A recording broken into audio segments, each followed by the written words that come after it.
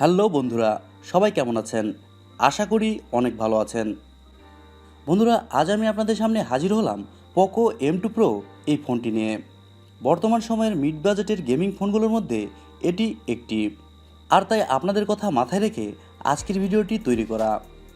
এই ফোনটির হাইলাইটেড বিষয় হচ্ছে এই ফোনটিতে চিপসেট হিসেবে থাকছে Qualcomm SM7125 with Snapdragon 720G।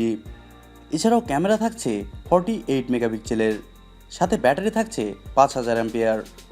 So চলুন বন্ধুরা, বেশি কথা না বাড়িয়ে শুরু করা যাক আজকের ভিডিও।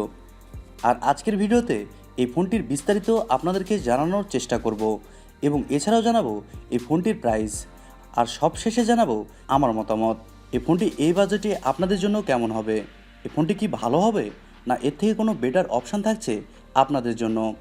আর আপনারা দেখছেন TechTube, আর আমি আছি আপনাদের সাথে প্রান্ত। বন্ধুরা, ভিডিওটি শুরু করার আগে অবশ্যই একটি অনুরোধ, আপনি যদি TechTube চ্যানেলটিতে নতুন হয়ে থাকেন তাহলে TechTube চ্যানেলটি অবশ্যই সাবস্ক্রাইব করে আমাদের পাশে থাকবেন, কারণ নতুন চ্যানেল হিসেবে আপনাদের সাপোর্ট এবং ভালোবাসা অনেক বেশি প্রয়োজন। সো আপনাদের সাপোর্ট এবং ভালোবাসার অপেক্ষায় রইলাম। আর যারা আগে থেকে সাবস্ক্রাইব করেছেন তাদেরকে অসংখ্য ধন্যবাদ। প্রথমেই কথা বলা যাক ফোনটির ডিজাইন এবং বিল্ড কোয়ালিটি নিয়ে। ফোনটিতে প্লাস্টিক বডির সাথে প্লাস্টিকের ফ্রেম ব্যবহার করা হয়েছে।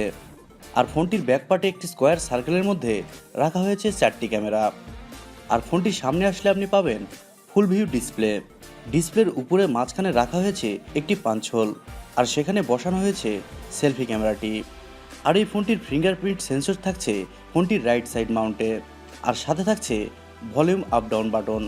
আর লেফট সাইডে থাকছে সিম কার্ড ও মাইক্রো এসডি কার্ড স্লট, যেখানে আপনি 2টি সিম ও একটি মাইক্রো এসডি কার্ড ব্যবহারের সুযোগ পাবেন। আর এই ফোনটির ওজন করা হয়েছে 209 গ্রাম, যার দৈর্ঘ্য থাকছে 165.8 মিলিমিটার এবং প্রস্থ থাকছে 76.7 মিলিমিটার এবং পুরুত্ব থাকছে 8.8 মিলিমিটার, যার কারণে ফোনের বিল্ড কোয়ালিটি ও ডিজাইনের দিক থেকে অনেক প্রিমিয়াম লাগছে আমার কাছে। এবারে কথা বলা যাক ফোনটির ডিসপ্লে সম্পর্কে। ফোনটিতে ডিসপ্লে হিসেবে ব্যবহার করা হয়েছে 6.6 ইঞ্চির একটি IPS LCD ডিসপ্লে, যেখানে থাকছে 450 নিটস টাইপ ব্রাইটনেস। এছাড়াও থাকছে 395 PPI ডেনসিটি। আপনি এই ফোনটির ডিসপ্লের রেজুলেশন পাবেন 1080x2400 পিক্সেল। আর এই ফোনটির স্ক্রিন টু বডি রেশিও থাকছে 84.5%। আর ডিসপ্লের প্রোটেকশন হিসেবে ব্যবহার করা হয়েছে Corning gorilla glass 5। Poco M2 Pro এই ফোনটির ডিসপ্লে সম্পর্কে বলতে গেলে আমি বলবো এই ফোনটির ডিসপ্লে অনেক আকর্ষণীয় করা হয়েছে, যার কারণে এই ডিসপ্লেতে আপনি যে কোনো ভিডিও বা গেমস অনেক এনজয় করতে পারবেন। এবারে কথা বলবো এই ফোনটির সফটওয়্যার ও পারফরমেন্স নিয়ে। ফোনটি রান করবে MI UI 11, যার টপে থাকছে অ্যান্ড্রয়েড 10। আর আমি আগেই বলেছি ফোনটিতে চিপসেট হিসেবে ব্যবহার করা হয়েছে Qualcomm SM7125 with Snapdragon 720G। এছাড়াও থাকছে 8 ন্যানোমিটার আর্কিটেকচারে তৈরি করা একটি Octa Core প্রসেসর। আর ফোনটির জিপিইউ হিসেবে ব্যবহার করা হয়েছে Adreno 618।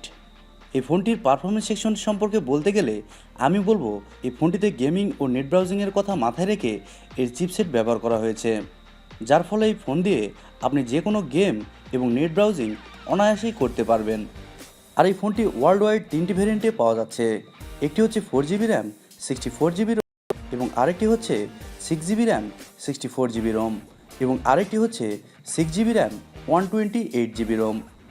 এবারে কথা বলা যাক ফোনটির মেন পার্ট নিয়ে। ফোনটির ক্যামেরা সম্পর্কে।